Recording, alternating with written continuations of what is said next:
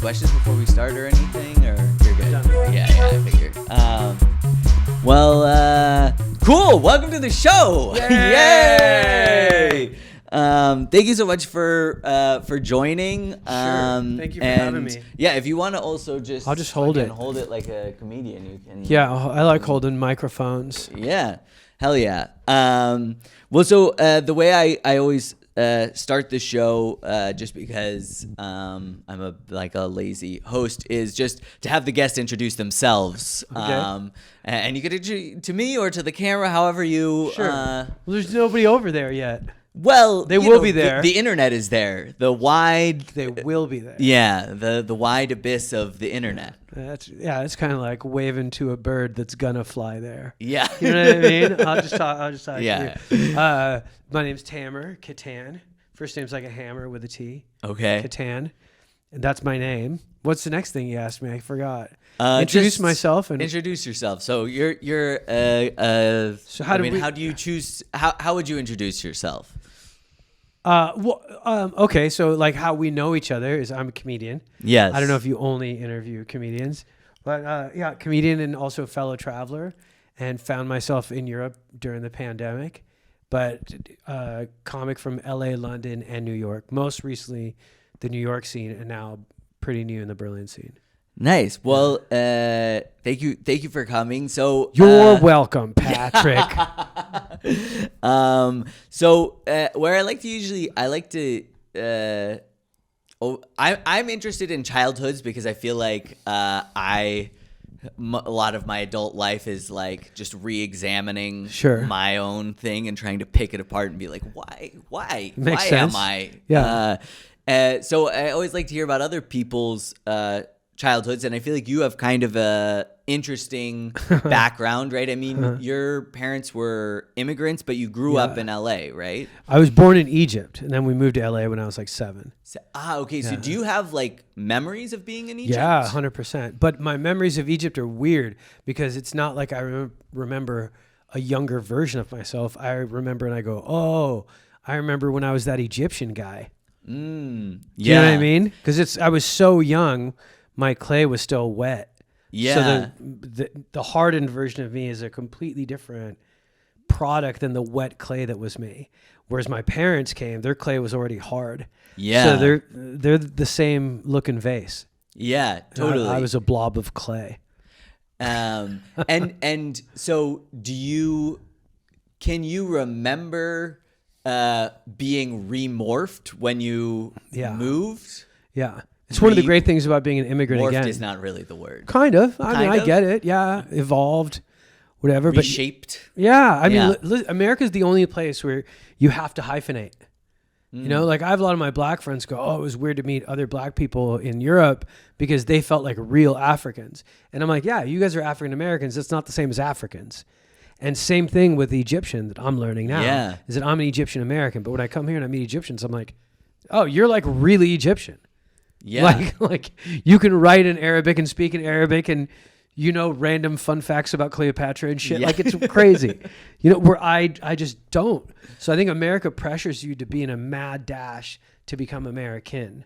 Which is kind of false advertising. It's like everybody gets catfished by America. America's dating app is like, give us your tired, give us your poor, give us your huddled masses. This is the freest country in the world. This is all about equality. This is all progressive. And then you get there and people are like, get out of here, you terrorist. And I'm like, what, have you not read the sign? Make up your minds. What is it? You're not the girl I saw on the dating app. Yeah. You're not the hamburger I saw on the magazine. It's just false advertising. So do you still feel Egyptian in any way? Yeah, almost defiantly Egyptian. Like I have to remind my Egyptian friends who go, oh, you're not really Egyptian anymore. I go, I'm more Egyptian than you. And they're like, oh, you're more Egyptian than me? I go, yeah, you're right. We're not equally Egyptian. I'm more Egyptian than you because you're an Egyptian in Egypt. I was Egyptian in America getting my ass kicked and defending not just me, but you too. Do you know what I mean? So it was like I've been fighting since day one. And then the bummer was that I'm not just Egyptian. I have a Muslim father and a Jewish mother. And so, man, it was just like I always struggled with identity. And I think that's why I was drawn to comedy. Yeah. Everyone always had a reason for why I wasn't something. You're not really a Jew because of this. You're not really a Muslim because of that. You're not really American because you weren't born here. But no one would ever say you're not funny. Yeah. So I'm like, well, fuck you. This is what I am. Yeah. Can I say fuck you on here? Yeah, I mean, it's the internet. You can say whatever you want. Yeah, take that, internet. Yeah, fuck you, internet. And do you remember? I mean, you were pretty young when you came over, but I'm always interested in like, as I mentioned to you before we started, I used to do a podcast. The first podcast project, one of the things I did was I talked to immigrants who had come to the United States because I just think it's like such an interesting I had a perspective. podcast for exactly that. That was Oh, really? It was called. I'm sure yours was more successful than mine. No, I don't know. I mean, I had a secret weapon. It was my mom. My mom was my co-host, and it was, cool. It was a podcast called "They Tried to Bury Us," from an old Cesar Chavez quote that said, "They tried to bury us. They didn't know we were seeds." Oh. And so like every beautiful. episode was a different immigrant. And Yeah. and I think that's great, man. I think it's really important for people to hear the non-politicized story of immigration consistently. Every episode we had was a beautiful story. Yeah. Well, what I found super fascinating about those perspectives was it's just like when you're born in something, it's like it's hard to draw yourself back out and try to see it from a different angle. And I think that goes to the positive and the negative. You know, like I grew up in San Francisco, which is a progressive area, so it's like, my childhood was like the Bush years, and so it was a lot of like the country is going to the hell in a handbasket, which was to some extent, but it was interesting to kind of have this like negative view of America and then talk to immigrants and be like, I don't know, like, there's some really shitty stuff, but you don't realize also there's some really awesome stuff. Yeah. So do you have memories of like, did you have an idea of what America was before you moved over? I had a fantasy of what it was like. And the funny thing is sometimes when your expectations are high of a place, it's like when a friend messes up a movie for you by telling you, oh, you have to go see this. And then you see it and you're like, yeah, it was just okay. Yeah. But that didn't happen in America. America lived up to the expectations. Everything in America was extreme. Mm-hmm. The good was great. The bad was shit. But there was nothing in the middle. It was like having a shower that only burned you or froze you. But it wasn't like, it was really hard to get comfortable. Yeah. Yeah. Really hard to get comfortable. And it was really like, there was really, like my dad was physically abusive and he wasn't in Egypt. And I think it's a product of racism. I think people think racism stops at the person that you're a racist to, but it doesn't. It extends into other members of their family the same way war does. When you go to war and you have PTSD, PTSD doesn't stop at the person who has PTSD. It affects their family members and affects the household and the energy in the house. And that's the energy I had in my house because people were really racist to my dad. And so then my dad would be in a shitty mood and like being at home felt like, the feeling you get when you're driving a car and then a cop car pulls behind you, but you didn't do anything wrong, but you're still fucking nervous. That's what it was like every time my dad came home. It was like a cop car pulled up behind me. And I was like, my breathing changed, my posture changed, my please and thank yous. I just couldn't relax in my own home. So it was like, I didn't, the dark side of America, I really took issue with. I didn't like it. And it was a really strange cognitive dissonance because like one part of me wanted nothing more than to be American. And the other part of me was like, man, why are you so mean? I don't like you. And was do you like what you're talking about now? Is that you reflecting as an adult and About like my putting comedy? things? No, not about the comedy. About the the extremes of like never being comfortable. Yeah. When you were experiencing it as a kid, were you already like, this is crazy, this is really awesome and really terrible, Yeah. or was it just kind of like a mash of like emotion and then as an adult you kind of go back and you start to be like, wow, okay, this is what was happening, this is how I felt. My dad coming home felt like this, that was happening because he was suffering racism. Oh yeah, I mean, all that was thanks to therapy. I mean, I started going to therapy when I got older because even though I couldn't articulate the anxiety and the stress and the fear and the not having a sense of belonging, I couldn't articulate how it was affecting me, but it showed up. I mean, bad. I was like a dog. Like people who own animals, they go, "Oh, my dog's sick," but it's not like the dog said, like, "Hey man, I got the shits." It's like the dog started behaving differently, and I started behaving differently. I couldn't articulate my feelings. I didn't know who to talk to, what to say, who to say it to, but I started behaving differently. And my mom's like, "Hey, something's going on." It was that kind of stuff. And why did you guys come to the States? Just the land of opportunity thing, or 100%? Yeah, absolutely. It was the chance for a better life. It was freedom. More than anything, I think a lot of people look at opportunity, it means the opportunity to make money, especially through the immigrant lens. But I think it was really about just joy, like a higher quality of life. Not necessarily, I don't think my dad's mission was ever to come to America and become a millionaire and take somebody else's job or anything like that. His like, he just wanted a place where he felt safe. Like in Egypt, you could get screwed over at any minute. Like my uncle, my dad's brother, my uncle got arrested in Egypt for making fun of Mubarak, the president of Egypt at the time. Like Sadat got assassinated by the Muslim Brotherhood, and blood from that president landed on the vice president. And that vice president became president and then was the most paranoid president. And that's the guy that the Arab Spring was all about, like the Egyptians that kicked him out. Actually, that's the day, the 11th day of February, 2011, says Masr, which means Egypt in like Coptic, which is the language of the pharaohs. But like my uncle got kidnapped by police. He was in the back of a taxi cab, made fun of Mubarak, came upstairs, and at like 3 or 4 years old, I watched police kick open our door and kidnap my uncle and like torture him, abuse him. They electrocute him with car batteries. Horrible. And then, imagine 30, 40 years later, I'm a comedian and I'm performing in Egypt during the revolution. And while I'm on stage, I'm making fun of Mubarak. And while I'm making fun of Mubarak, he gets kicked out of office. And he finally gives in and leaves Egypt. Wow. So it was a weird full circle. Yeah. And part of it, like, I can't say my eyes were wide open the whole time, but they're wide open now. But I mean, there was definitely times where I'd close my eyes and just be American. There were times where I'd have friends say things to me that back then I thought was a compliment, and now I know it was an insult. Like I had a friend who said to me, he's like, "Why do you even say that you're Arab? Just don't say anything. You don't look Arab. You don't sound Arab. Just hide it." And I'm like, yeah, that's not the point. I don't want to hide what I am. That's why I have like such empathy for other people, like gay people, trans people, anybody who could just hide. Why don't you just hide? Why do you have to talk about it? Because I want to live a life. I'm grateful for who I am. I'm grateful for where I'm from. Everybody should be allowed to be proud of where they're from and proud of what they are. And I think that's why now I can look back and be like, oh shit, let's re-examine that. Yeah. Sorry, one more question about your childhood, and then I want to get into the comedy thing, and eventually we're going to hear this story about the Arab Spring and everything. That sounds really intense. But so you mentioned that your mom is Jewish and your dad is Egyptian.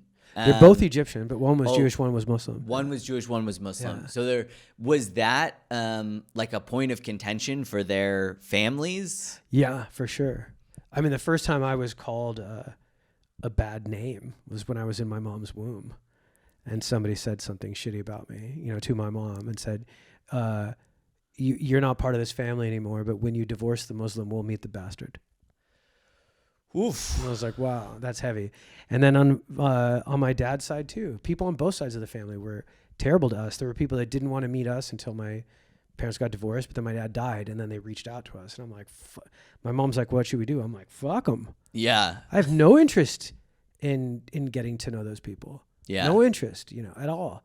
Like they were not there for us when we needed them. And now we don't need them. Yeah. And that's the problem. When you make someone feel like they don't need you, they might end up not needing you. And you might be the one that changes your mind, So it's, I had I think it's part of what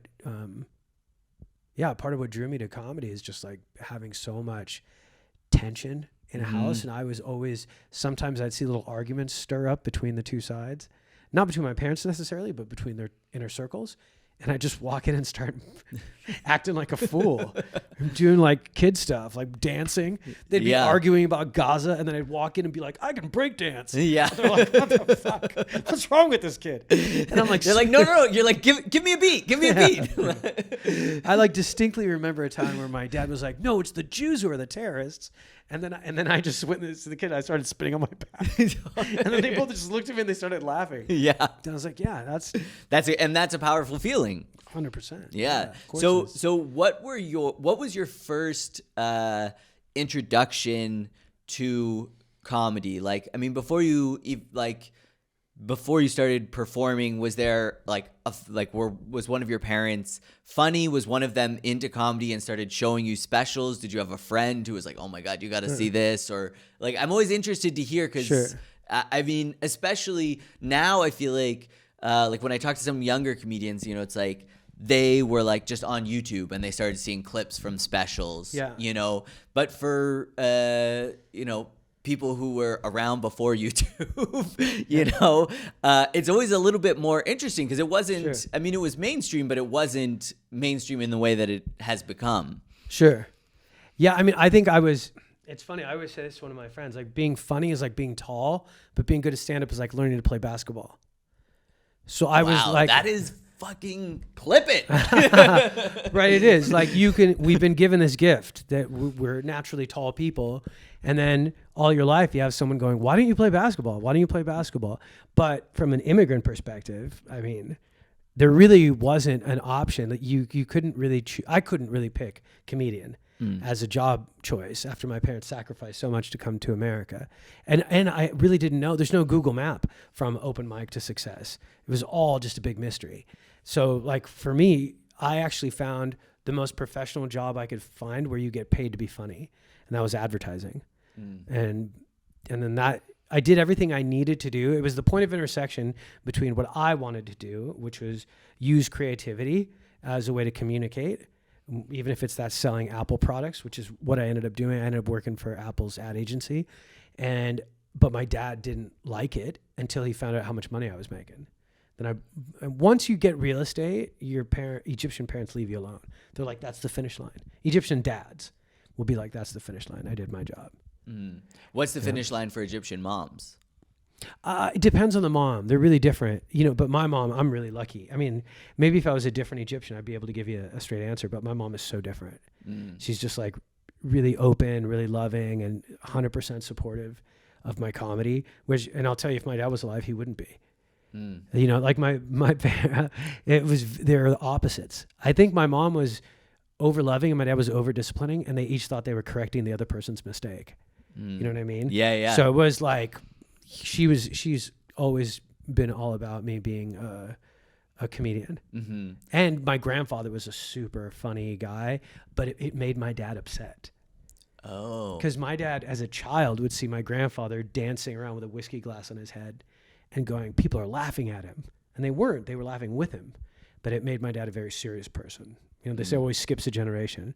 Like my dad was an accountant who was a riflery instructor in the military, so it was just like, it's all about like precision and step by step and just a completely different, it's all left brain development. And I'm practically all right brain. But do you remember like what was like the first comedy special that you saw, or Yeah, like, it was wasn't- it Saturday Night Live? Like for me, I mean, I can say like my godfather was like the person who introduced me to that stuff, and like, you know, so like I have like very distinct memories of like seeing Monty Python for the first time, or like when I would go over to their place, we would watch Saturday Night Live, and then like the first time he showed me Eddie Murphy Raw, and like that was like, you know. Sure. I mean, I have an Eddie Murphy Raw story that's pretty funny, but like I didn't learn from a traditional routes. I think I learned from like, you have to remember though, when I was first exposed to proper American comedy was when I was learning the language. Yeah, right. So I was attracted to maybe different parts of comedy that I might be now, but my first comedy idol was Muhammad Ali. Yeah. It was a guy named Muhammad who was funny and people loved him even though his name was Muhammad. And I was like, he's the most loved Muhammad in the world. Well, next to the religious prophet or whatever. But like, I remember seeing Muhammad Ali and going, he's a funny guy that can box. And a lot of other people are like, he's a boxer that's funny. And I was like, nah, he's a funny guy that can box. And when metaphors really impressed me when I was a kid because I was learning the language. This whole fly like a butterfly, sting like a bee. I'm like, those aren't just words. I can picture his movements. I know what he's saying in so few words. And he painted a picture in my head. You know, I know what a bee flies like, or I know what a butterfly flies like diagonal and never in a straight line and completely unpredictable. And I know when a tiny bee stings you, it'll make something that's 100 times bigger than it is fall to the ground in pain and grabbing its arm. And I was like, that's beautiful. So I loved Muhammad Ali.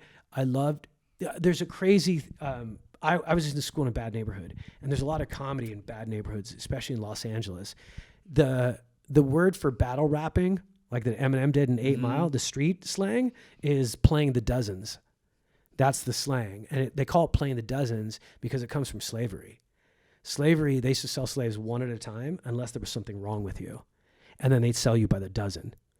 And there'd be 12 slaves in a cage. Maybe one of them's a hair lip, one of them has half an arm, one of them has a club foot, and they're all making fun of each other. And that's where playing the dozens came from. Literally, yo mama jokes came from 12 slaves in a cage. It's dark. Yeah. And so when I was a kid, they had a break before lunch that they called nutrition.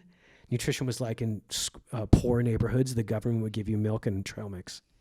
And so what nutrition? 10 minute break between second and third period where you could have milk and trail mix. And we had 12 minutes standing in this yard where kids would just make fun of each other. And they made fun of me every day. And in the beginning, I didn't even know English. So a circle of kids would swarm around me.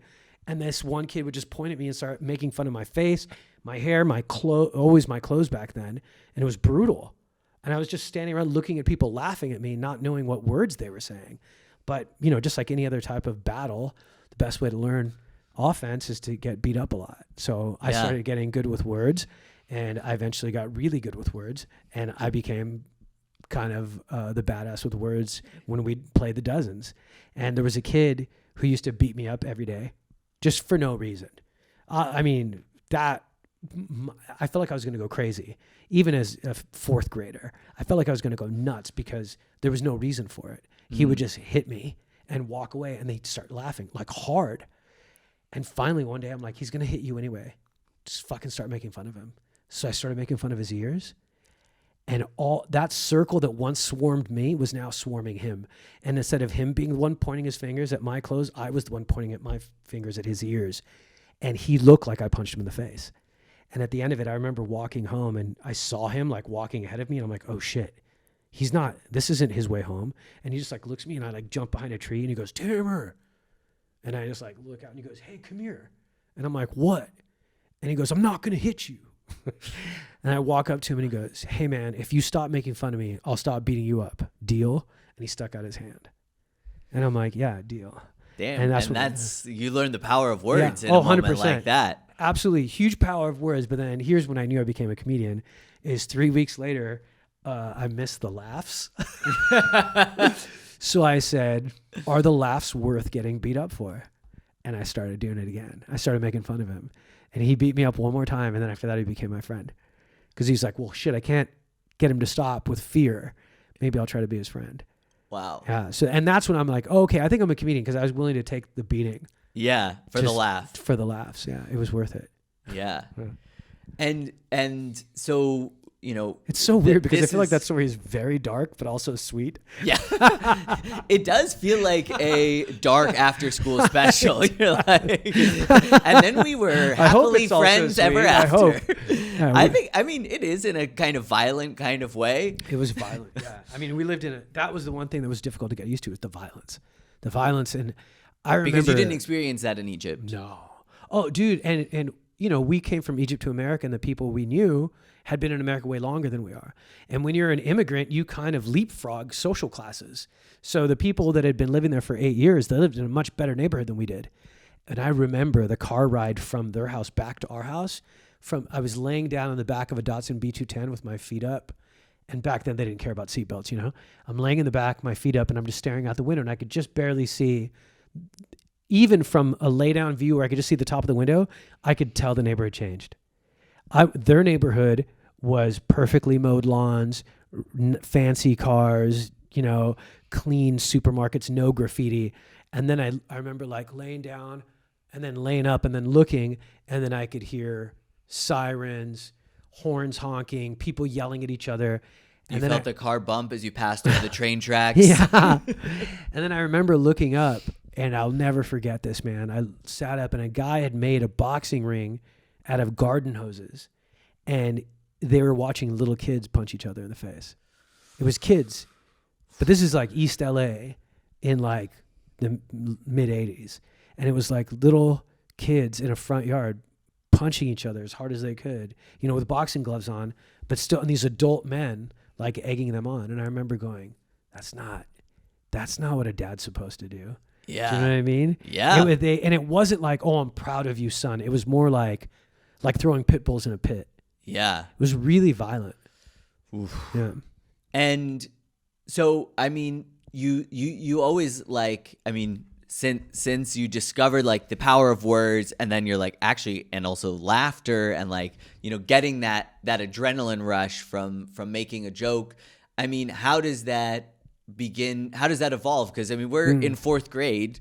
So I'm assuming you didn't start hitting the clubs in sixth grade, No, I mean, not there's steps between. So how did that kind of evolve for you, where you eventually, just like figure out, oh, there's an open mic and I'm going to try to go? Yeah.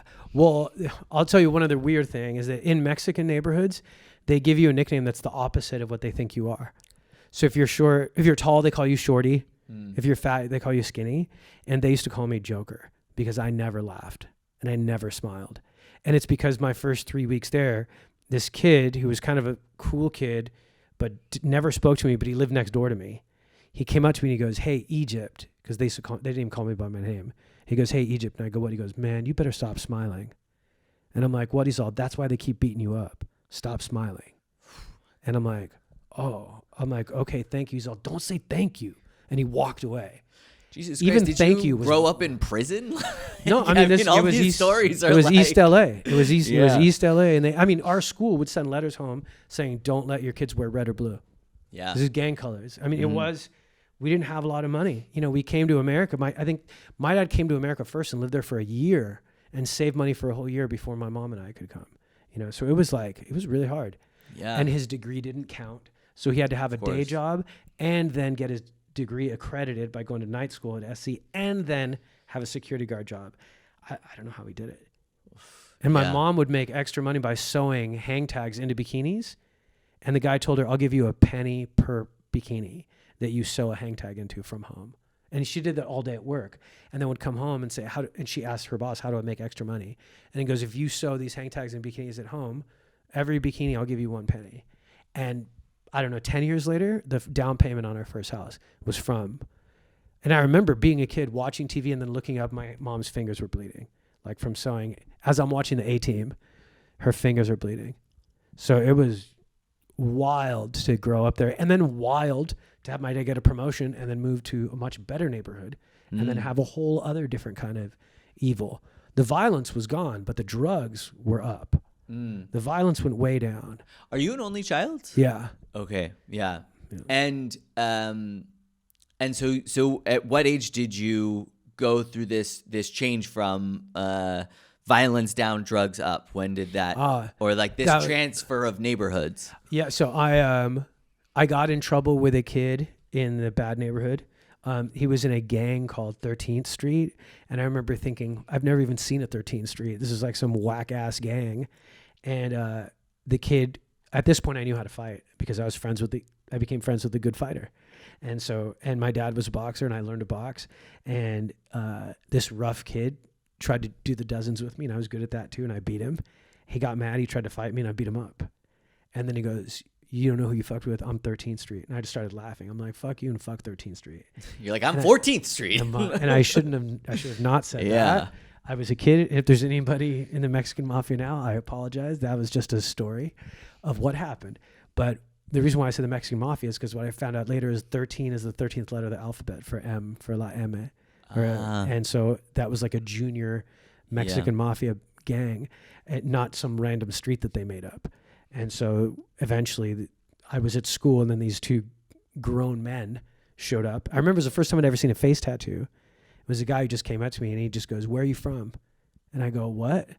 And I go, "Nowhere. I'm from nowhere." Because back then it meant, "Where are you from?" It's like, "What gang are you in?" And I was like, "Nowhere." And then he goes, "Nowhere." And I go, "Yeah, nowhere." And he goes, "You sure you're not from Egypt?" And that's all I remember. And then I woke up in a hospital bed to my mom crying. It was gang members who had been told by this kid that I was beating up members of 13th Street and that I said fuck the Mexican mafia and all this stuff, which I didn't. But these two grown men, like, they beat me with like a bike chain. And the kid from what I understand, when I was talking to the one guy, the other guy hit me in the face with a bike chain. It wrapped around my face, clipped my tooth, and I knocked me out. My face was so swollen that when my mom came to the hospital, she said, no, this isn't my son. Where's my son? And they go, "No, your son's right in that room." And she goes, "No, that's a Korean kid, an Asian kid." But my nose was so broken and there was so much swelling in my face that my eyes looked completely different. She didn't recognize me. Wow. So it was heavy, dude. Yeah. So that's when I started doing this Fresh Prince of Bel-Air thing where the school said, "We don't know what to do. We don't want to get the agitate the gangs. And we're doing our best to keep them out, but we don't know what to do." And the principal told my dad, he goes, "Honestly, I think the best solution is for you to send him to another school. Just leave the problem. Don't try to fight it." And that's what we did. So I used my uncle's address and went to the other school. And then when I went to the other school, it was kind of a reset, where I was like, the accent was gone. The clothes were different. Like I just looked like a regular American kid. And I feel like I had a better start at the other school. Did you feel like, I mean, maybe this is like a privileged kind of question, but like that story to me reminds me of like, countless stories I've seen in, movies and TV. I mean, you were like Fresh Prince, right? Mm-hmm. And it's like, it sounds like it's like you spent all this time being able to like fit in this one, environment. Yeah. And then you go to a new environment where it's like that probably, I'm imagining, doesn't work. And you have to kind of almost like start over. 100%. Was that how it was? Yeah. I mean, that's how I feel right now, even being in Berlin. It's like it was absolutely like that. So it was all of a sudden the weakness of not being able to fit in became a strength. Like I'm comfortable in the middle. I'm comfortable being uncomfortable now, at least more so than the average person, where I can, after 12 years of comedy, be like, yeah, I can live in Europe now, or yeah, I can live in Berlin now, where I think maybe some of my other friends would struggle with that. Yeah. So you have to learn to rely on yourself. You have to learn to like feed yourself emotionally or fill up your emotional gas tanks in other ways. I definitely miss, like, I had a real sense of community in New York, and I'm hoping that I can find that here.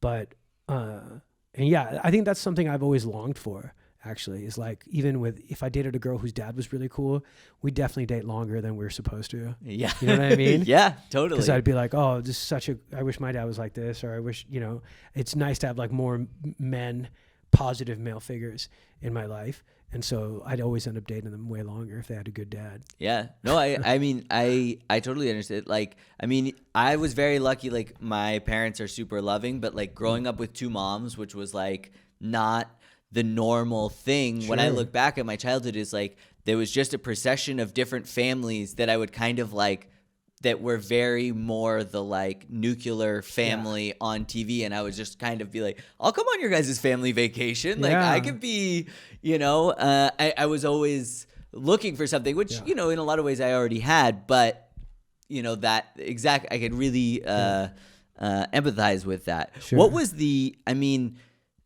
how old were you when that attack happened? I'd say 14. 14. Yeah. Did you, how, like, did you have like PTSD from that? That seems so. It was really violent. And actually, I became slightly racist towards Mexicans for a couple years. I can imagine. I remember one time, and I had really bad headaches. I was a 15-year-old kid that was wetting the bed because I have really bad nightmares. Because these were like grown men, and I'd shake sometimes if I saw like people that looked like them or reminded me of them. And then one night, the way I cured my racism is I was skateboarding in Hollywood, and there's a street called Argyle that's notorious for these certain trees that like crack up the sidewalks. But the sidewalks on that street are great because they're fun to do ollies off of. And back then it was, before like pool skating and stuff, it was all street skating was really big. And we'd street skate at like 3 a.m. because that's when there were no cars. And then I was street skating. I was going back home at 3 a.m. and I hit this huge crack, and I must have flown like 10 feet and then slammed my arm to the ground, and my bone snapped and then like went on top. It's like the tip of my bone was sticking out of skin. It was breaking skin. And I remember just laying on the ground, just in so much pain. And then this lowrider pulls, as I'm laying against the sidewalk, just like in agony, this lowrider, Chevy Impala, pulls up next to me, and I know the sound of the engine so well. And I look up, and it's a chola, like a girl looking at me. First I looked at, because it's like a bench seat, so I saw the driver, and he looked at me, and I gave him like almost like a dirty look, like, fuck you, you know what I mean? And then the girlfriend looked at me, and I made eye contact with her, and I almost immediately started crying, because her look was just concern. And she just goes, stop the car. And she gets out of the car. She's like, oh my God, are you okay? And I'm like, no, I'm okay. She's like, oh my God, your arm. She's like, no, we're taking you to the hospital. I'm like, no, I'm okay. She's like, no. And she goes, Jaime is his name. She goes, Jaime, help me. And he parked the car. He got out. He carried me like we just got married, put me in the back of his car, took me to the hospital, Kaiser Permanente in Hollywood. And they waited for me the whole time. His girlfriend held my hand. It was so kind.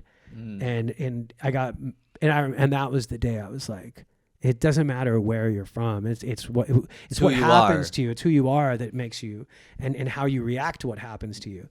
And I was like, I'm never gonna do that again, because she was so over the top kind, and he was too. But he was a banger. I could tell that he was a gangbanger. Yeah. But I almost needed him to be, for me to be like, yeah, I can't judge people like that. Yeah. Totally. And so, like, what happens? When do you get into the comedy? The comedy thing. So it was really weird. I was studying to radio, television, film, but before that, I was studying kinesiology, right? Because my dad wanted me to be a doctor, and I never did. So I took kinesiology so that the classes would look like I was taking biology classes, but I wasn't. I'm sorry, I'm stupid, but what is kinesiology? It's the study of muscle movements. Okay. And stuff. Okay. So like a lot of like sports medicine doctors and stuff had that as a background. And I remember like I would never go to class, and I would hang out at this beer bar, and we'd watch Ren and Stimpy cartoons. And then one of my friends goes, hey, I'm going to go see this presentation. He was in radio, television, film. And he goes, hey, I'm going to go see this presentation. This ad agency is here, and they're showing us their show reel from all their commercials. And I'm like, oh, really? And when I was a kid, I used to make commercials, like just fun of commercials. So I'm like, he's like, yeah, let's sneak our beers in there. So we snuck our beers in, we went in, we sat in the back, we were drinking our beers. Halfway through, I'm telling him to shut up so I can focus on the commercials. And it was like the Apple 1984 commercial, the George Orwellian. Oh, yeah. Iconic. It was iconic. And I went up to this woman, her name is Nancy Alley. I'll never forget her name. And I went up to her and I go, hey, how you guys are doing internships? She goes, yeah. I go, how does one do that? And she goes, what's your major? And I go, kinesiology. She goes, it doesn't matter. Oh, the major doesn't matter. She goes, no. She says, our head of creative was aerospace engineering degree. And I'm like, oh, okay. She goes, but what I would recommend is you buy this book. And it's all about what the agency's like. It's a journalist who lived inside the ad agency for a year. And the book was called Inventing Desire. There's a picture of an apple on the cover. And I read that book cover to cover, and I really got a feel for how they spoke to each other, the way they cussed. They could cuss at work. They could be honest. It wasn't like a regular job. And that attracted me to it.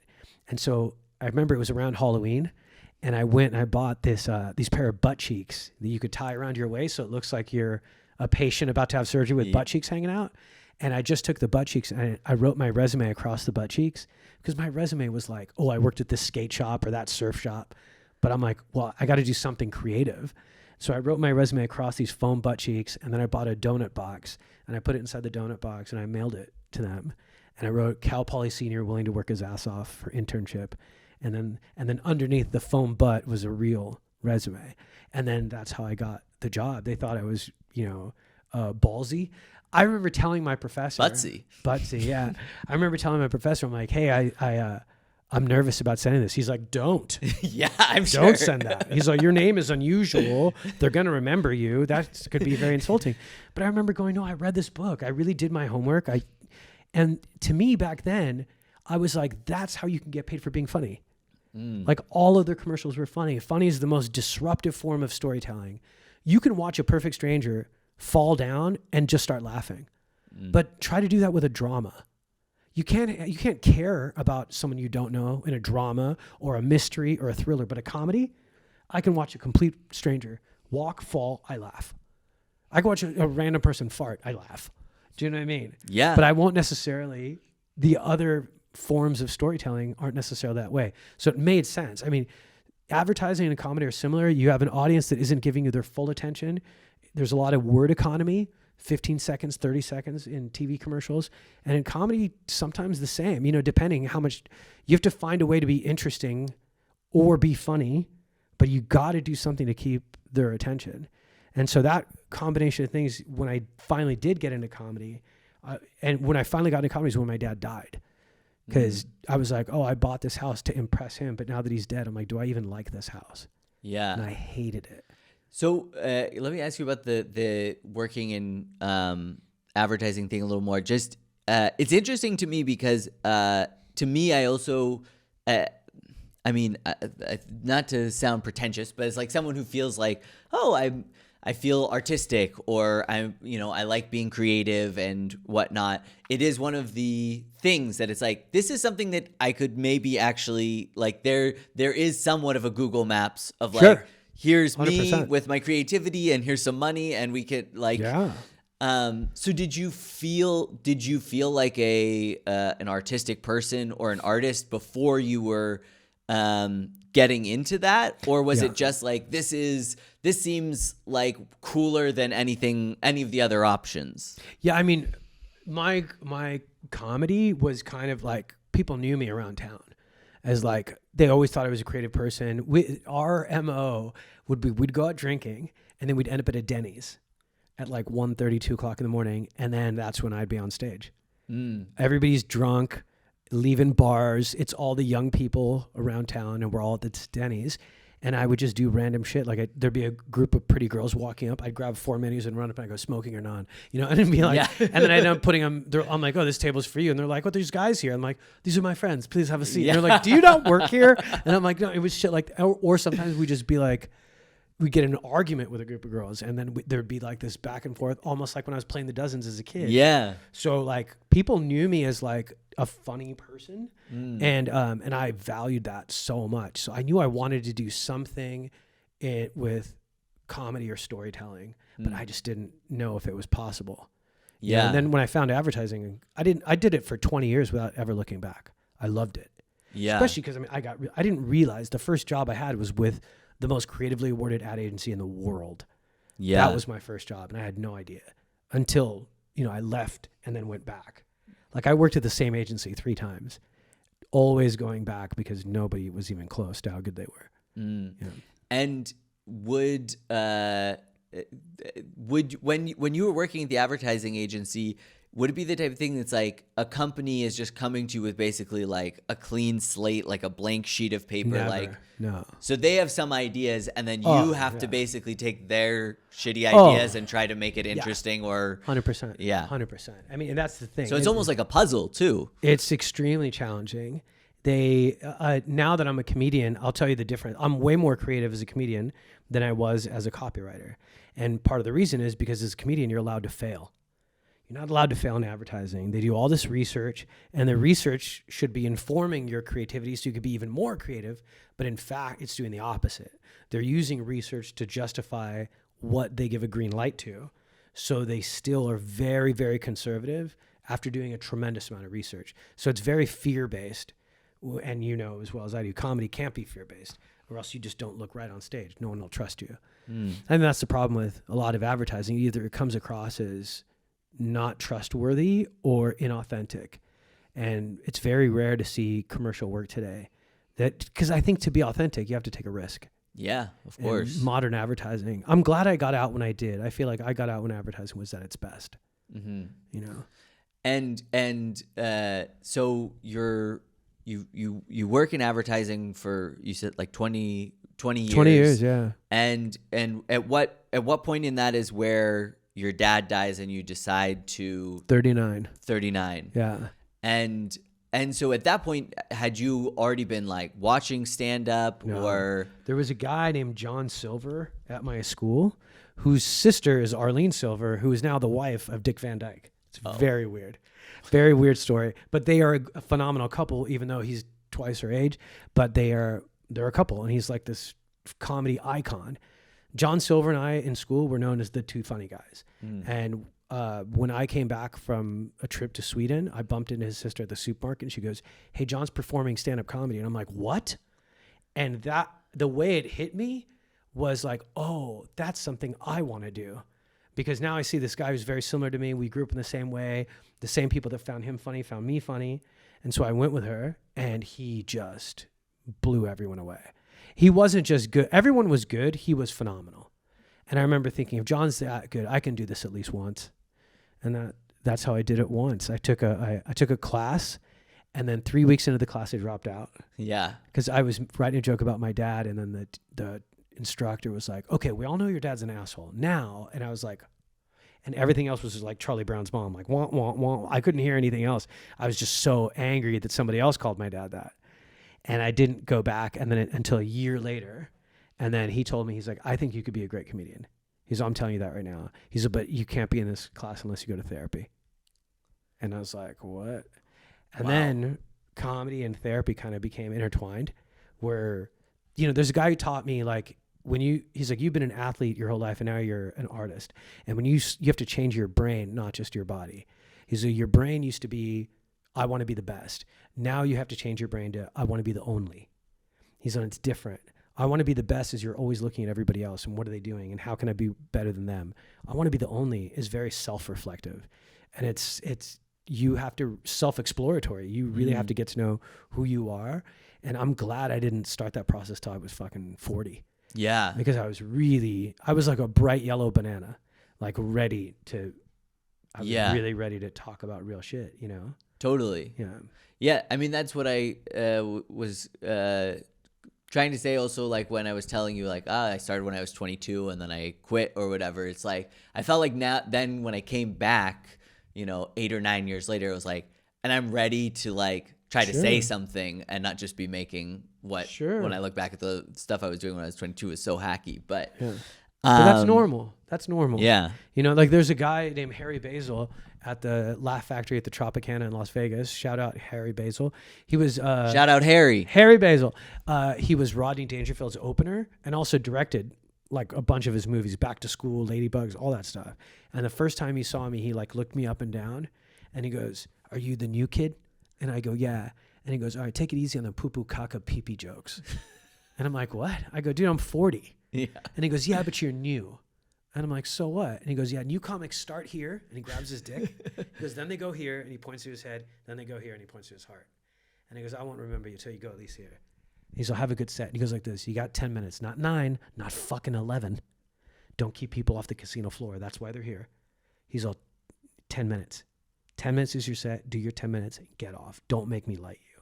I'm like, you got it. And I was angry, but I went up with energy where I was on my toes instead of on my heels. I was scared before he did that to me. Once he did that to me, then I was like, I'll show you. And so it was a positive way of using that energy. So I went from being on my heels to being on my toes, and I fucking smashed.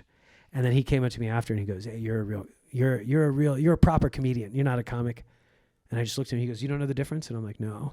And he goes, comics say funny things. Comedians make things funny. He said, you made me laugh at shit I'm not supposed to laugh at. He said, that's good. And I'm like, wow, thank you. That means a lot. Yeah. Wow. And then he goes, we're going to have you on the show. And then it took 2.5 years to put me back on the show. Yeah. That's how busy.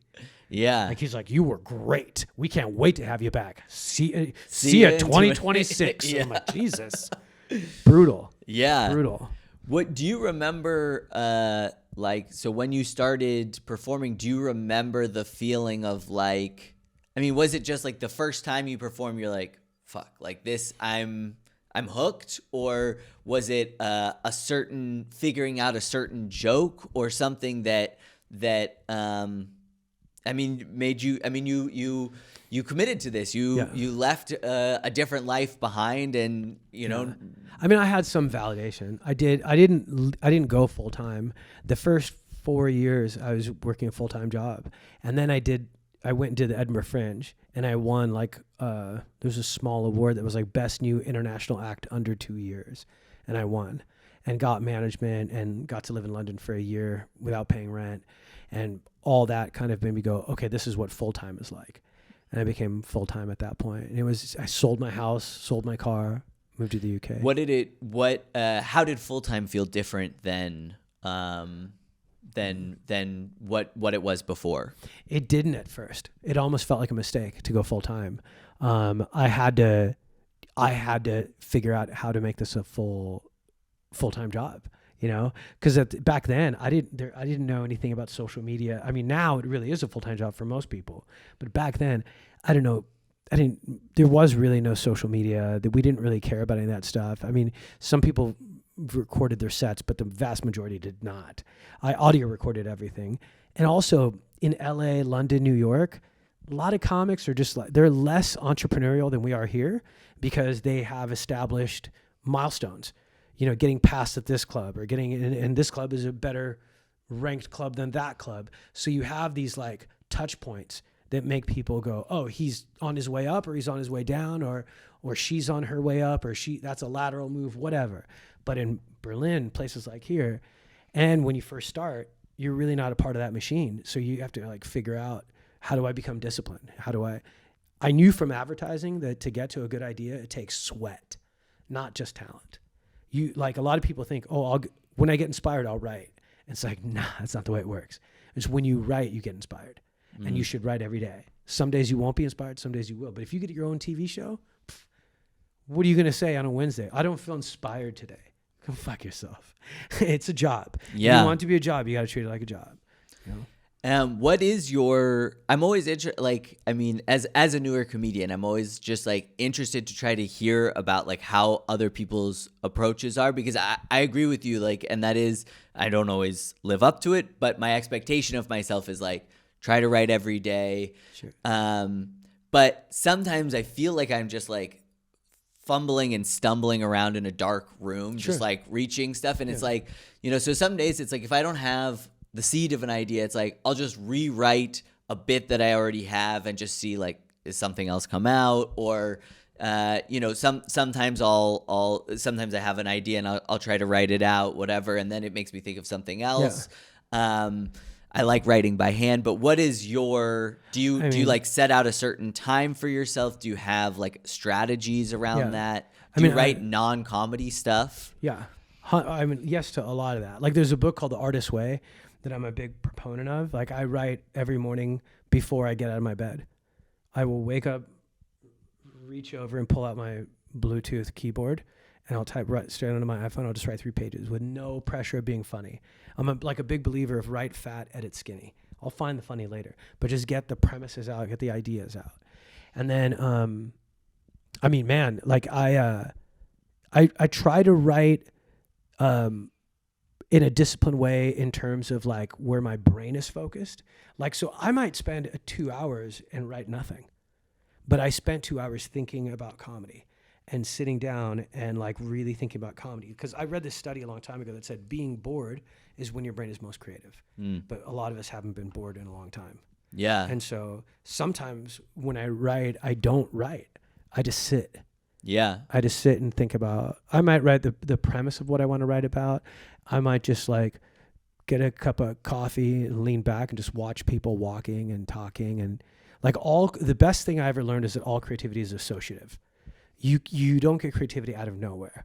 You get creativity by seeing something new, touching something new, tasting something, smelling something, hearing something. It's one of the senses for sure. That new ingredients in will create new products coming out. So I'm a big believer in that. And then just being bored, allowing yourself to be bored. And I believe isolation can be a gift, even though it's a bummer sometimes. But, Well, it's funny because I feel like, one thing you hear a lot, or at least I hear a lot from comedians, is like, I'm always getting ideas like in the shower or right when I'm falling asleep. Exactly. And it's like, yeah, those are that's when you allow tiny yourself to little be bored. sliver of moment where you're not listening to a podcast or whatever. Exactly. Yeah. Even the idea of multitasking, I know so many people do it. They watch TV while looking on their phone at the same time. And you're not juggling. You're doing something much more chaotic. You're switching gears from like mobile to TV to screen, from laptop to book to phone to Facebook to Instagram, back to dating app. It's much more jarring to your brain than I think we realize. And I love social media. Don't get me wrong. I think social media can be fucking beautiful. I know a lot of people that shit on social media don't like it. I fucking love it. When I take a picture of something, that's me stopping and going, hey, this is beautiful. That's me being present. And I want to take a picture of this. I want to show it to friends because I think this is special.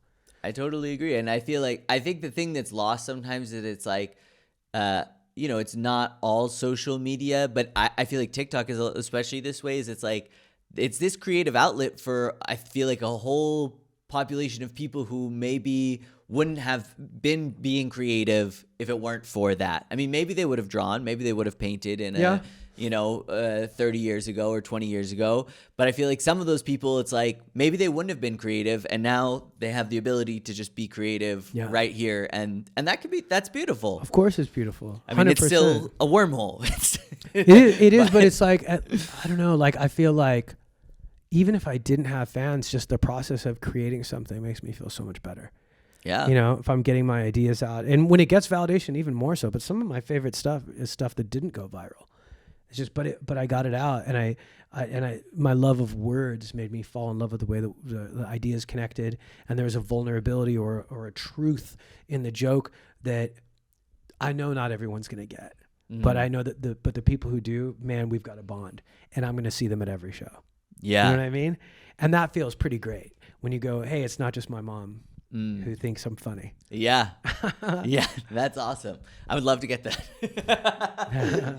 But so that you mentioned something else that I also think is interesting, which is, or that I struggle with, which is like the time management element, right? Like, so you need to write, like you need to listen back to your sets. Yeah. You need to kind of sit and just see what comes out. But you also need to try to edit some clips and maybe try to write a sketch or like make a little video. I try to do the podcasting thing because I'm like, oh, well, I like podcasting. And also maybe your big break is going to be someone invites you to be on a podcast that like has a huge audience or something. So it's good to work that muscle. But how do you balance that? Because I feel like sometimes it's like today, I spent the majority, I wrote for like, I don't know, an hour or something. And then I spent 5 hours editing this clip. And it's like, I enjoyed trying to tell a story and like take this, I had a terrible set last night and I was like, actually, this could be funny of like just me bombing. I can tell the story of me bombing and this could be funny. And so like trying to put that together was creatively fulfilling, but I'm also like, I don't know if this is making I don't think it's making me a better comedian necessarily. Sure. So how do you balance those? It could be these different. I think everything makes you a better comedian. That's any form of storytelling. But like, I think it's like, I didn't mean to cut you off. No. I think I knew where you were going. No. I always try to remember this. Like everybody remembers Socrates saying that unexamined life is not worth living, but they forget that then his student, it was either Plato or Aristotle, who said, the unexamined life is not worth living, correct, but the unplanned life is not worth examining. And I think with comedy, you should try to make a plan. And I think the first 5 years, you don't need a plan.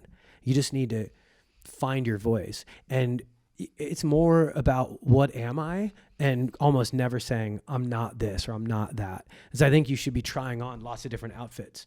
Like, I think the person who described it best with Ira Glass, he used to say the frustration of being creative is your taste is here, but your ability is here. And that gap is your frustration.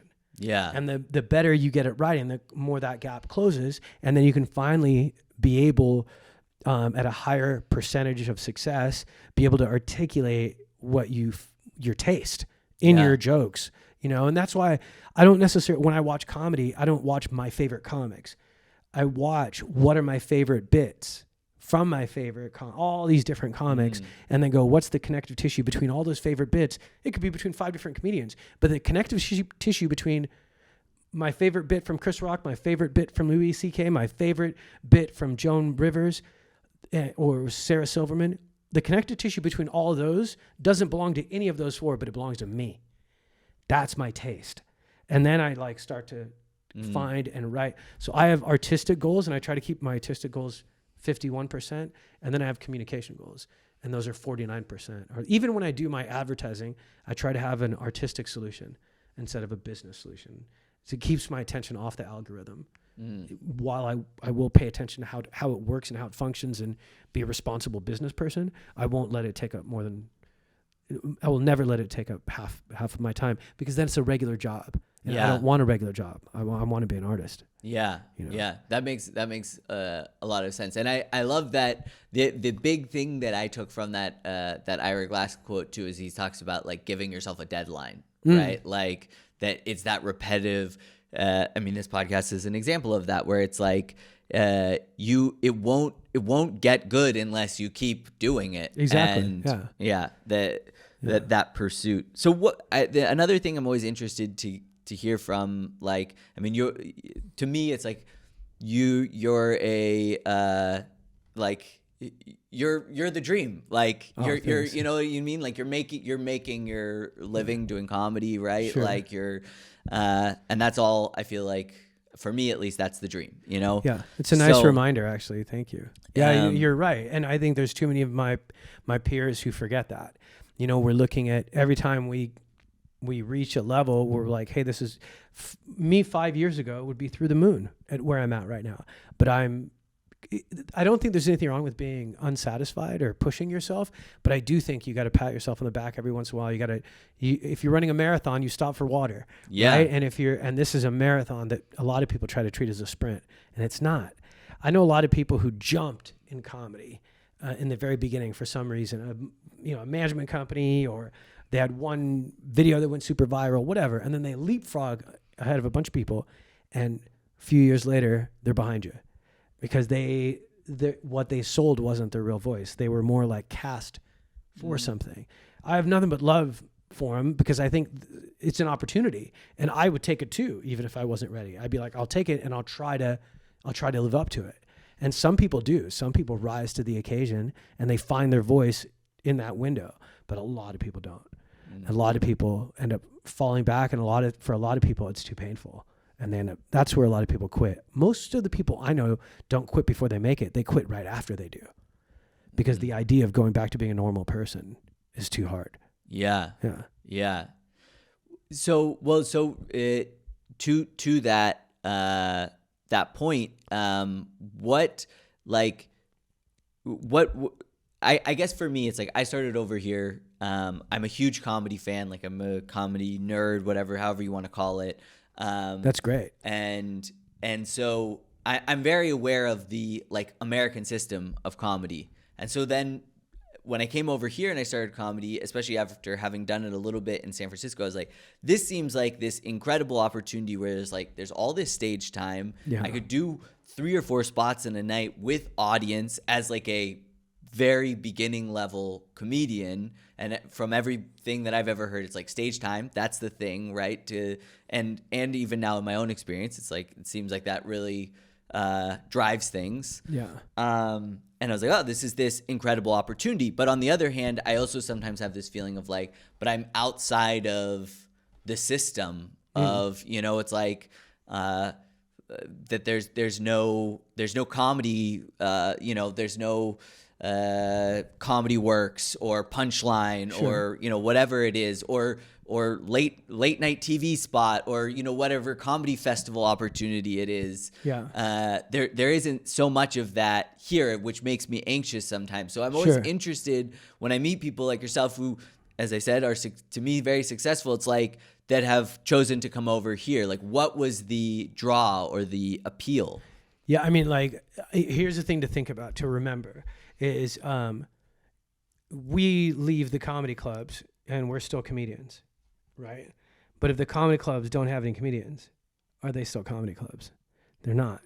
They need us, but we have this incorrect perception of the relationship where we've been taught to believe that we need them.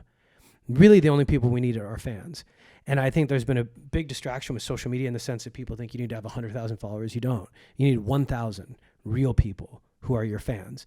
That 1,000 people who come to your shows, that's a career. You sell 1,000 tickets in a year, you've got a career. You know what I mean? And it doesn't have to be in the same city. But like that's when you've got something. And I think that's what Berlin to me is art first and industry later. I think that sometimes there's problems in a city where the industry is too loud and too eclipsing. I see it in London all the time. I have a lot of my favorite comedian friends are from London, but the scene is very cut and paste because the influence of the industry is so heavy that all the comics go, I know what they want to see, so that's what I'm going to write towards. So then you watch a show, you'll be like, that guy's set is just like that girl's set, and that girl's set is just like that guy's set, and that guy's set is just like that guy's set, it's just like that guy's set, and they're all the same. And then this is what the industry does, where people all start doing what the industry wants, and then someone will zig instead of zag, and then the industry will be like, that's what we want, because the industry doesn't know what it wants. There's actually a very famous story about Mitch Hedberg and Doug Stanhope. They were at Just for Laughs Festival in Montreal. Yeah. And the year before, Mitch Hedberg had won. And now Mitch Hedberg and Doug Stanhope are high on acid in Montreal. And they're laughing about it. They're like, this is such a bullshit festival. Isn't this stupid? I've never seen any of these people come to our shows. They've never been to our shows. And they all claim that they love comedy, And they start laughing. And Mitch Hedberg goes, man, they didn't even know who I was. The only reason why I won is because people were talking about me. He said, man, if we started talking about someone, I bet you that guy would win. And then Stanhope goes, let's do it. So there's one main hotel at Just for Laughs Festival. And so Mitch and Doug Stanhope got in this elevator and they rode it up and down as different agents went in and out of the elevator. And they did a little game and they said, hey man, and they looked up names and they found Daniel Tosh. Really? And they go, hey, let's do this kid. And and then Doug Stanhope would be like, man, I wanted that Daniel Tosh kid to open for me, but he's too busy. Everybody's booking him. And Mitch Hedberg goes, yeah, he's going to be the next me. Like that, just joking. But just to see what would happen. Guess who won Comedian of the Year? Daniel Tosh. And then Doug Stanhope and Mitch Hedberg went up to him and said, hey man, congratulations, but laughing and like high. Yeah. And he's like looking at them. He's like, oh, thank you so much. I'm such a big fan of you guys. And they're like, man, do you know why you won? And he goes, what? And they're like, it's because we just made up stories about you in the elevator. And Daniel Tosh was so pissed. Yeah. But that's a real story. And there's actually an audio documentary about Mitch Hedberg's life. And it's called Mitch Hedberg All Together. Okay. So from one of his jokes. Yeah. And that documentary documents that. And that is such a great, too accurate of a satire of the industry. They have regular jobs. I'm not mad at them that they don't have as much love for comedy as we do. They can't. They have a regular 9 to 5. And then us comics expect them to then go to shows all night. Like, no, they're different people. They have families, they have kids, they're trying to be professionals. The majority of their work is done during 9 to 5. And would it be wonderful if they came to comedy shows? Of course it would be wonderful. Would it help them tremendously? Of course. Would it be better if they actually, within the architecture of their business, decided, hey, development executives should go to shows, should actually watch comedians perform? And they do. I've had the good fortune of having development executives from a network call me and say, hey, we're all coming to your show tonight. And I'm like, oh my God. And it was cool to call up a booker and be like, hey, I have 6 people from True TV and 2 people from MTV coming to see the show. It's fucking awesome. Can I get free tickets for them? And that part's awesome. But for the majority, we are the front lines. Nobody knows more about comedy than we do. Nobody, because we feel it. A talent agent can tell you what surfing feels like, but we surf. Yeah. You know what I mean? It's something your body has to learn. They don't know it as well as we do. And I think it's just an important thing to remember that they don't know as much as we do. They know different than we do. And there's definitely a way to have a healthy, complementary relationship with them. But the idea of getting a talent agent and then giving it all to just being like, yeah, okay, turn on the switch, now I'm going to be famous, is not accurate. And so you don't have to be in England. You don't have to be in London. You don't have to be in New York. You don't have to be in LA. What you have to have is fans. And now, thanks to social media, you can live wherever you want to live, and you can make those fans. And then you could approach a talent agent and be like, hey, I'm looking for representation. I have 100,000 followers on Instagram. I have 200,000 on TikTok. I put on my own shows. I've sold out in all these cities, and I have 3 ideas for sitcoms. Yeah. Now what? Do you know what I mean?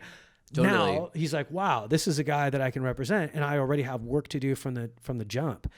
I know so many comics that are like, I want a manager. And I'm like, what do you have to manage? What's he gonna? What? Yeah. I mean, they'll get you auditions for JFL, highly political. They'll get you auditions on from time to time, but the work is still you. And I think that some people get infatuated with the idea of having a manager or being close to the industry and not realize that at the end of the day, it's us. Yeah. It's just us. So we might as well learn to go alone. Actually, I think that's the greatest skill in the world, is to learn how to do everything yourself and then have a manager, because then you can help that manager be a better manager. Like, I'll tell you this last one. I feel like I'm talking too much. Sorry, but no. For me, this is like fascinating. I love it. Oh, great. So one of my friends asked me, he's like, I was at Authentic Management in New York, which is a phenomenal talent agency, really good talent agency, and I had a great manager. But when I moved here, one of my friends is like, dude, it must be different not working with your manager. And I'm like, of course it's different. And I go, but I think it's better. And he goes, why? And I go, I'll give you an example. Now that I know how to do my own marketing, now that I know how the different ads work, how to target different audiences, how the algorithms function, all that other stuff, in my 49% of my time spent there, I've learned all that stuff now. So when I started selling tickets in Hamburg and my tickets were at only 40% sold, I was like, do I not have fans there, or can I change some things? No, I'm going to change some things. So instead of using this video that I attached to the ad campaign, I changed it with a different video. I put in a different picture. I started posting in different styles of Facebook groups, and that 40 tickets went to 85. And then the next 3 days, I changed the video again, and that 85 went to 140, and I sold out a room in Hamburg. Whereas when I was in New York, my manager, who's managing 12 other comedians, he's like, hey, you're not selling in Connecticut. You don't have a fan base in Connecticut. Done. Peace. Kick rocks. He doesn't have the time. Whereas now, if I had a manager, I'd be like, no, that's not how it works. If I'm not selling tickets in Connecticut, first of all, let's see what else is happening in Connecticut right now. Second of all, let's see where we've been optimizing the search engine. Thirdly, let's see where the media buys have been. There's so many different things that you can do that I would have never known had I not come to Europe and started from zero again. Yeah, totally. Yeah. Well, so that kind of dovetails nicely into something else that I was interested to hear your take on, which is you've done comedy in the 3 biggest comedy places, LA, New York, London. Yeah. And now you're here in Berlin. And I think one thing that I appreciate about being here is that, a lot of the comedians I talk to are invested in the scene here, that it's kind of new. And I at least have the feeling that I'm like, I feel like something special is happening, and so. maybe that's my own I think that's delusion nice. of whatever. No, but I think that's a nice thought. I think there's some things. But so my question is there something that you see as like that is really missing here, coming from an outsider's perspective, and also from these having done comedy in these more established places, or is there something that makes here special? I got to be honest, because please do. To me, I think it's a bad habit to not tell the truth, and it affects your comedy. So I got to be honest. Like it's chaotic here. It's chaotic here, and I feel like there isn't as much of. In New York, they care about how good is the comedy, right? Like and if you're a more experienced comic, then you get tons of bookings. Whereas here, I feel like people are more focused on the marketing. It's more about the marketing. When I was in New York and comics would say, hey, let's go to lunch, I want to pick your brain. A lot of times, 95% of the time, it was, hey, here's a joke I'm working on. And how do I get better? Or here's what happened when I was on stage. What would you do? Here, it's like, how do you sell out shows? Explain the algorithm to me. And I'm like, where I said earlier that I would never let I always want to be at least 51% art, and oftentimes it's more like 80. The comics here feel they're more skewed business to the point where comics are putting on shows and not paying other comics. You know what I mean? A lot of times comics are doing that. And I get it, because that's what the Berlin scene is known for. It's a producer town. And a lot of Europe is producer town, to be honest. But I miss the drive towards the art, because when we're all chasing an art, it creates camaraderie, because we all are sharing a shared passion. But and then we all care about the quality of the show. You know what I mean? Like there's like a bar where we go, it has to be this good. And if a show's really bad, we're like, oh, come on, man, you can't trash a show like that. No one would ever come up and do an entire set of new material at a ticketed show. But here I see that happen. I see people kind of disrespecting the show, bombing to a point where they're not even trying to fix it. They just keep bombing. And I'm going, there's comics after you, and there's a show. You're bringing down the energy of the whole show. And that's a problem, obviously. Every once in a while, sure. But if you think it's okay to do that, it's not okay, because you're disrespecting your brothers and sisters in comedy. Yeah. You know what I mean? And the audience. The other thing is the hosts here, they go really long. And again, that comes from, how Berlin was created. It was a producer town, and the producers made shows because they weren't getting booked on other shows. So they created their own shows. And they said, well, F all these other people that are on the show, because this is my time to get stage time. Yeah. So now you have hosts that the real rule in hosting, like if someone who's from the industry came to see a host, it's like knowing when to get off stage is just as valuable as knowing when to go on. If someone has a great set and they end on an up, you bring up the next comic with no words. Whereas here, comics just do time in between every comic. And sometimes they bring the energy down. You better be a really fucking good comic if your random crowd work is going to be better than that guy's closer or that girl's closer. And it should be like in New York, you can't do that. Hosts would never, people would walk out of the show because they want to see the other comics. Yeah. It's ill balanced to the point where I was on a show one time where a comic has been doing comedy maybe 3 years, did 45 minutes, and I did 15. And I've been doing comedy 12 years. And it was such a stark difference. He opened, and then I went on for 15 minutes, and the crowd completely woke up. But it's been 12 years. I've been doing this a long time. The crowd woke up, the energy was through the roof, and then he came back after having like in New York, the most experienced person going on to close the show, at the end of the energy's at such a high level, show's over. Thank you so much for coming. And the people leave going, I can't wait to come back.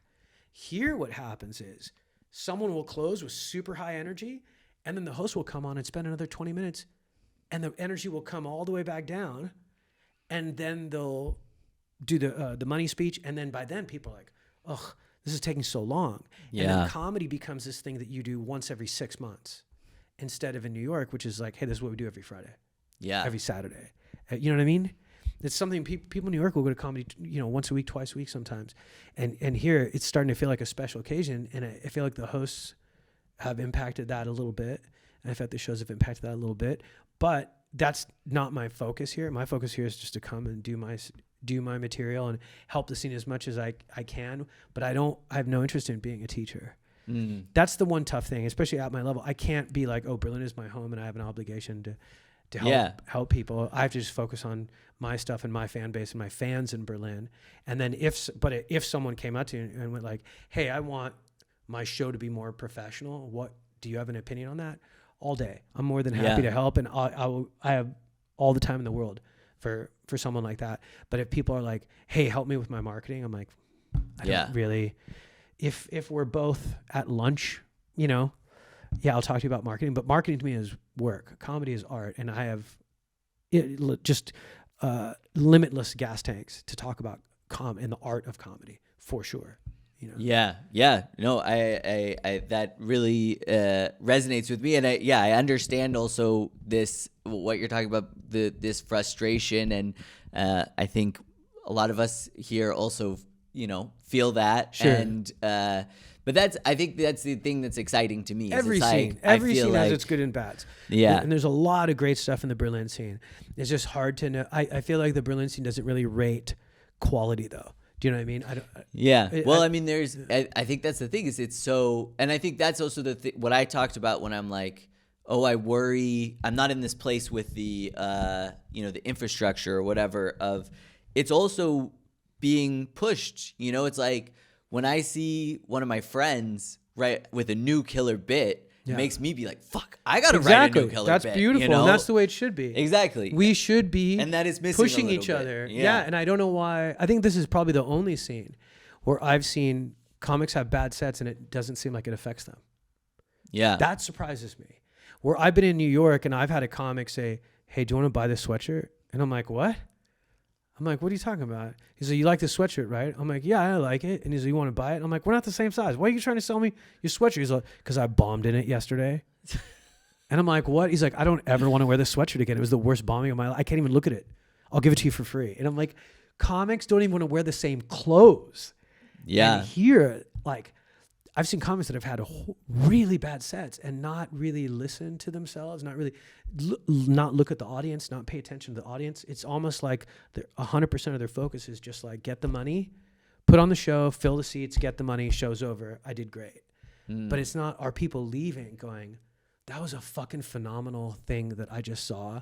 It was a really cool communal experience, that's the magic of stand-up. It's communal. It's not like other art forms. We need a room of people together, laughing together. It's like eating together. It bonds you. And it saved my life. Like I was a drug addict really bad. And I thought I was going to die. I openly told my friends, I never thought I'd make 40.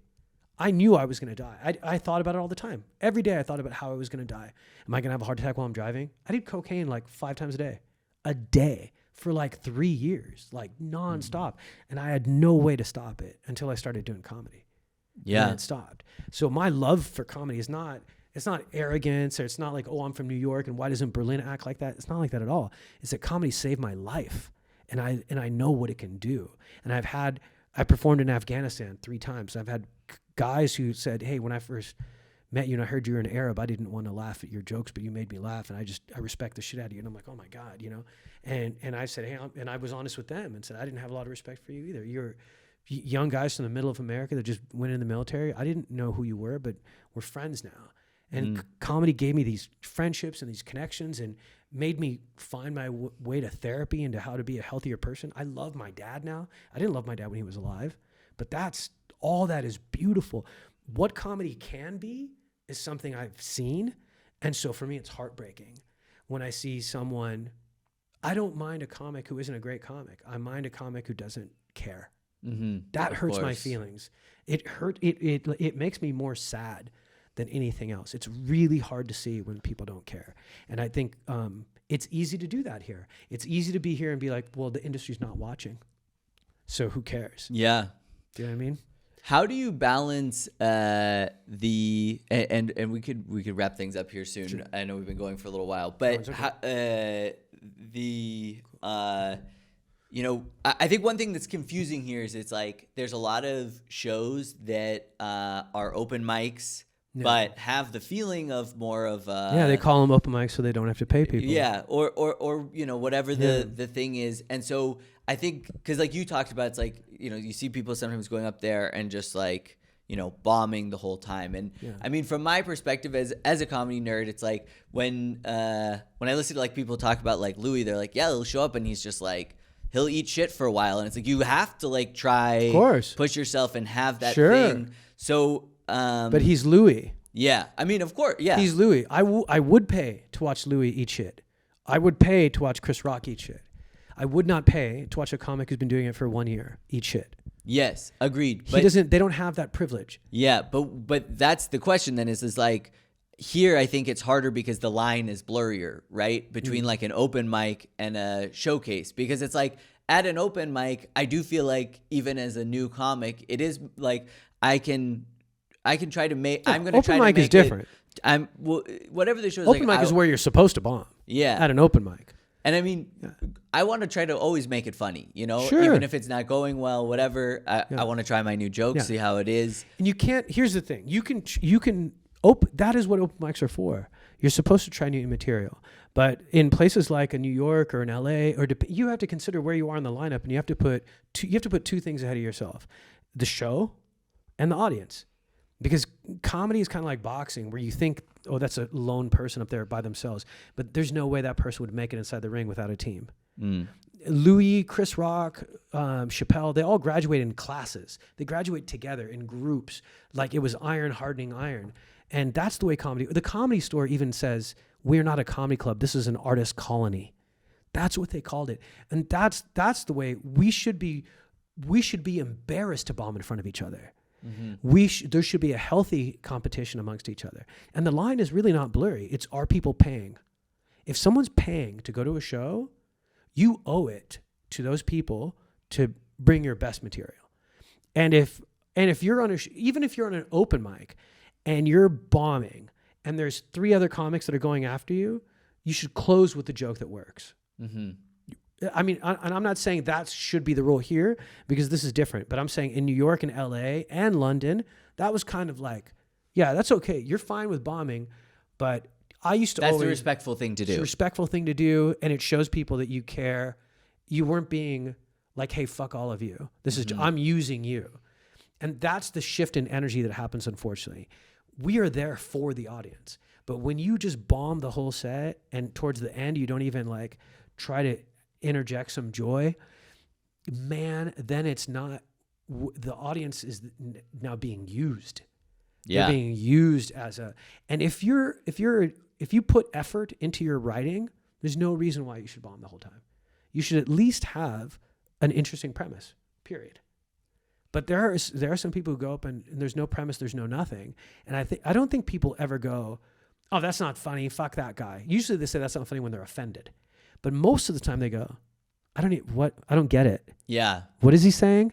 And usually that's not an indication of funny bone. That's an indication of sweat. Have you thought this out? Have you taken the time on your own to make this make sense? You don't need an audience for the joke to start to make sense. It's a blue collar art form. It's not, there's a lot of these comics that are like, oh, I just write from the stage. I'm like, oh, it's really interesting because you're also the laziest comic I know. Yeah. You know what I mean? There's nothing wrong with writing. Like I said earlier, a lot of times I write without writing. I just sit still. But every time I hear a comic go, I write from the stage, 90% of the time, 95% of the time, it's a lazy comic who doesn't write ever. And even the jokes that they made up on or that could have been good jokes, they don't even have the discipline to then take those jokes and refine.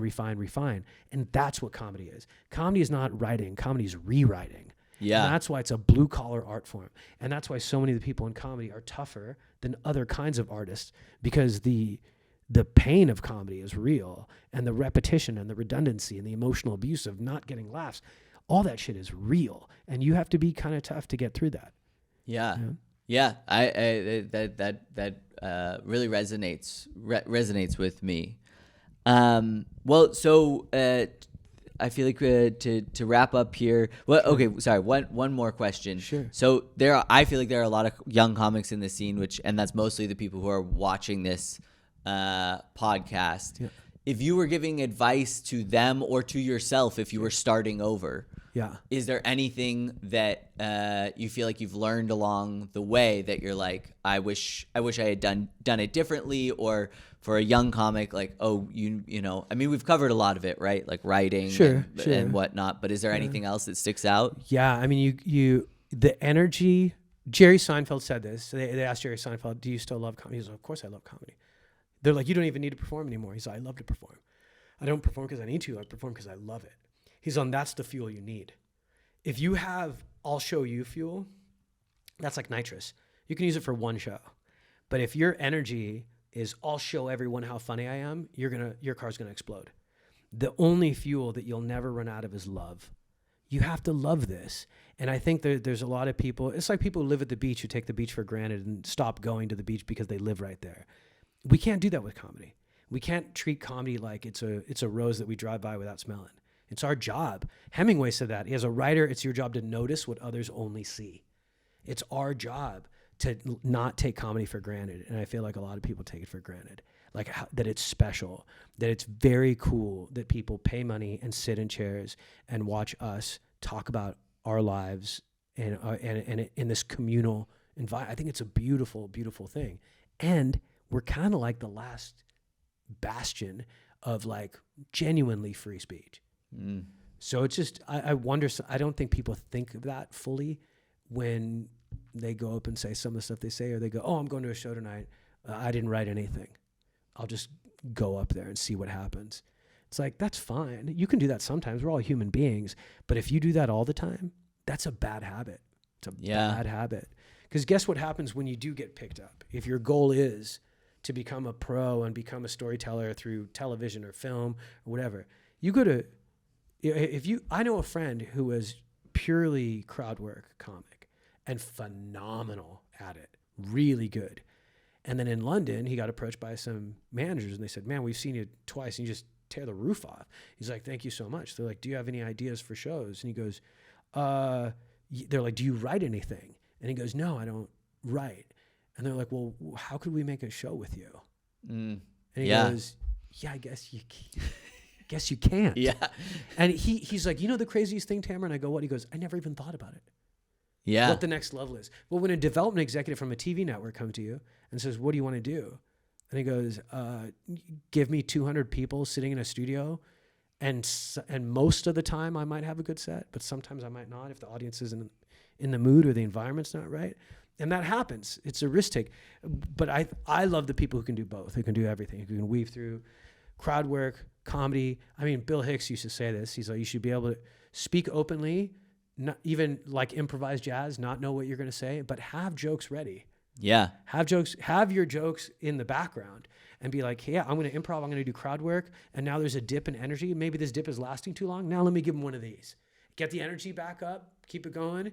And then, but it should be interwoven. And that's sort of like the mutual respect for the audience and their time and what comedy's supposed to be at the end of the day. It's not just us using them. Yeah. You know? Yeah. It's creating something together because there's nothing without them. Exactly. Perfectly said. Creating something together because there's nothing without them. I think we take the audience for granted here. Yeah. We have a really phenomenal audience here. We have one of the best audiences in the world here. Some of the smartest, most creative, most open-minded people are in this town. But the comedy scene isn't matching that. Yeah. You know what I mean? There's only one guy, I'll tell you, in the scene who I think his energy matches Berlin and matches the people in Berlin. And it's ironically one of the people who's most different than most people. It's James Kuhn. Oh. James Kuhn is so creative, so out there, so open, so himself. Like he blows me away every time because not necessarily because he's the sharpest writer or the most technically skilled. He's the most artistic. Yeah. Well, and he's taking risks in a way other people Massive are. risks. Yeah. And he's the oldest guy in the scene. The oldest guy in the scene is taking the biggest risks. And when people love him, they lose their fucking minds. They love him. And even when he doesn't, here's the thing, even when people are not James's people, he's still giving it 100%. Yeah. And they still leave and go, I like him. Yeah. I really like him. He may not be my style of comedy, but I really like him. That's what they say because James cares. Yeah. You know? And I'd love to see more of that, not just here, every scene. I think, people are starting to do to comedy what they do in a lot of things. When they monetize it, they remove its soul. Yeah. Sorry, I thought of one more question. No, feel free, yeah. But so we were talking about this thing of like, forcing yourself to try new things versus when it's appropriate to do your tried and tested material. Yeah. And I feel like I'm at this point right now where it's like, I probably realistically I have 2 minutes or whatever, but it's like I have 10 minutes that I can do on the showcases here. We're talking about 2 minutes. I saw you kill that show. I don't want to mention the name of the show because they don't pay people. Yeah, but on the thing. But thank you. That was one of my favorite sets I've seen in the whole city from anyone. Well, you're flattering me. But no, I'm being honest. Well, I appreciate that. But I also think it's healthy to be like, to feel a little bit like you have less than you have is sure. Just, so fair. But so I have this 10 minutes that I could do at a showcase. If you were like, hey Patrick, I want you to do my showcase, it's 10 minutes, but I'm like, yeah, I can do that. Yeah. But those jokes, it's like, I don't know, some of them I'm getting fucking sick of telling. And when you get sick of telling a joke and then they can tell and the joke just dies. That's part of the job. The part of the job is finding the way to keep the energy in the joke. Yeah. And do you have any tips on how to do that? Even Woody Allen on his way to the stage, and separate the arts from the of course, right? Woody Allen on his way to the stage would always say this one word. He'd say play. And he'd keep remember that word. And when I say that word to myself as I'm walking on stage, I always end up smiling on the way up because that's the energy they want. Not necessarily, at least that's the energy I want for me. Right? I'm not going to do anything that the audience wants prescriptively, but I don't ever want to be blind to what the audience is experiencing. Like I've always been told, do the show that's in front of you, not the show that's in your head. So if something is weird that's happening or somebody did something weird in the set before, to just go up and try to go into your set is a kiss of death. The set won't go well because you look like you're not even there. Mm-hmm. You have to let them know that you're there. And so I think that's great. It's a big thing.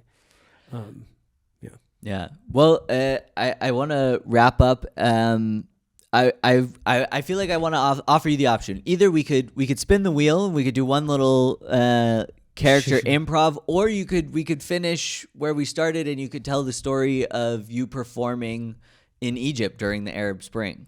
No, let's do the wheel. Spin the wheel. It's so much more mysterious. Spin the wheel. All right, are you ready? Yeah. Woo. You gave it a big spin too. Okay, so jobs. So we could. Do you have a best or worst job that we could improv that like maybe I could be the customer and you could be the or you could be the boss and I could be the employee. What do you like? Well, let me think about the job first.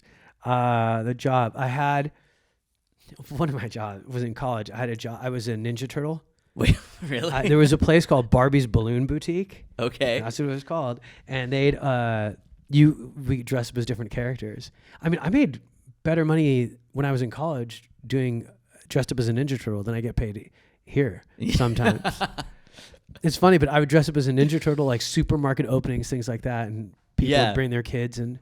Would you be the lone turtle? Yeah, I was Donatello. You were Donatello, and the rest of the gang was. And I met MILFs before MILFs were MILFs. Yeah. I didn't know what they were. I'm like, wow, that kid's mom is horny. Yeah. I'm like, now there's a word for it. Yeah. But they'd see me drive up. I had this white Toyota pickup truck and had the costume on the side, and they'd see me walk out. And at the time, I was in California and it was hot, and I was like kind of a bodybuilder at the time. Yeah. So I'd like be walking in the back and these moms would be like, oh my God, is that the Ninja Turtle? So then I'd hug their kid and then the mom would be like, call me Donatello. And then I'd get like phone numbers written on paper. So we shouldn't act that out though. That's really... I feel like I could be your boss at Barbie Balloon. Okay. Barbie's Balloon Boutique. Barbie's Balloon Boutique. Barbie's Balloon Boutique. Do we have a name? Who? Barbie? Her name's Barbie.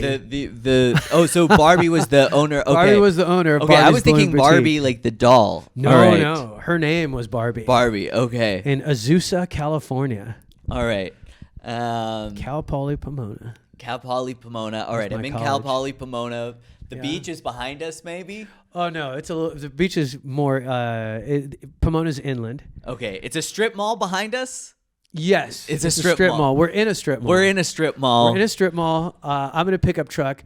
It looks like a Halloween costume store. So sometimes people walk in trying to and rent she's like, costumes. sorry, you don't. It's like that we sell your stuff on eBay store. Oh, yeah. Where people walk in and be like, can I buy this? And she's like, no, you can't do that. We sell it on eBay. This isn't for sale for you. Yeah. So it was very confusing that it was in a shopping center. And so you she was a slight alcoholic. She was a slight, okay, so I'm a little bit wrong. Yeah. Wait, maybe and she would flirt with all of us. She was an older. My hair down. Yeah. She's an older woman, and all of the workers were like young, in shape, really in shape dudes. All right, and you've just gotten back from the grocery store. Yeah. All right, Tamer, how much did you get some tips today? No, I thought tips were no. I got a phone number, but no tips. Damn it, Tamer! I am not gonna have another husband calling me up, telling Donatello is flirting with my wife. That's not. You're there for the kids, Tamer. I try to be there for the kids, but then the kids throw up on my costume, and then you get mad at me and try to take money out of my salary. Yo, Tamer, the costume's not gonna dry clean itself. Who's gonna pay for that, Tamer? If you're dry cleaning the costume, why does it smell like Miguel? Well, I mean, some people like the smell of Miguel. You should be so lucky as to smell like Miguel. That's true. Miguel is a good smelling guy now. Now, Tamer, I feel like maybe you don't get to be a turtle anymore. Maybe I take the turtle away from you. Maybe I make you be something worse. That's really mean. Maybe I don't call you Barbie anymore. Maybe I call you Mrs. Robinson. Ooh.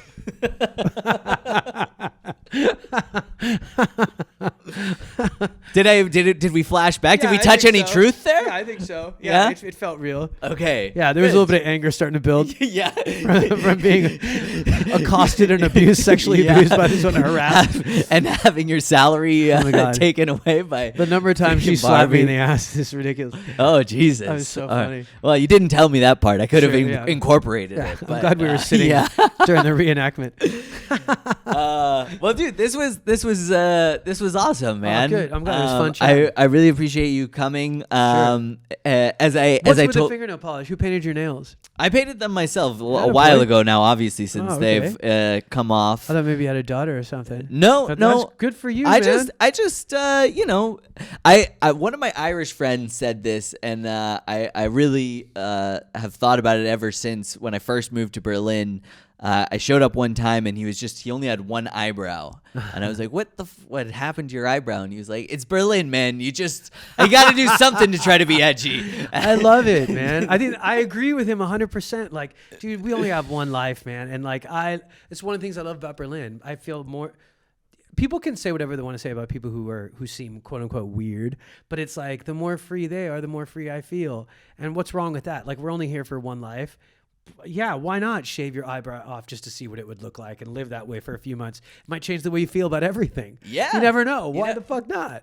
And that's freedom. It isn't kind of freedom what it's all about. I mean, at least for people like us, I feel like that's the goal, right? 100%, man. My grandfather used to say this really cool thing. He's like, I don't like when people say, where are you from? He's like, because I don't want to meet someone who's only lived in one place. He's like, I think it's our job as human beings to try to understand this planet. He's like, so when I meet someone, I never say, where are you from? I always say, where did you start? And I love that. I love it. And it's like, I think it's almost like infected me to where like, I do keep moving, but I feel like I'm cooking something.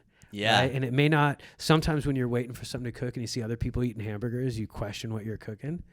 But sometimes you're like, oh, it fucking smells good. Yeah. It smells good. I can feel it. I hear it bubbling. I have to wait longer, but I think it's going to be good when it comes out. And sometimes that means going to a scene that's away from the industry for a little bit. Yeah. You know? Well, I think that's the fucking perfect note to end on.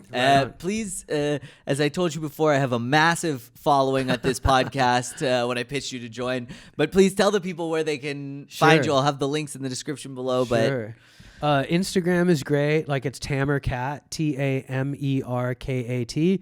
On TikTok, it's TAMMERKAT. Don't even ask me why that happened. And otherwise, my website is a great place. There's a mailing list there. It's tamerkattan.com. And come to a show, meet me live, and say you heard me on the podcast, and I'll give you a hug. Hell yeah. Thank you, man. That's Thank you for having me, man. It was fun. Cool. High five.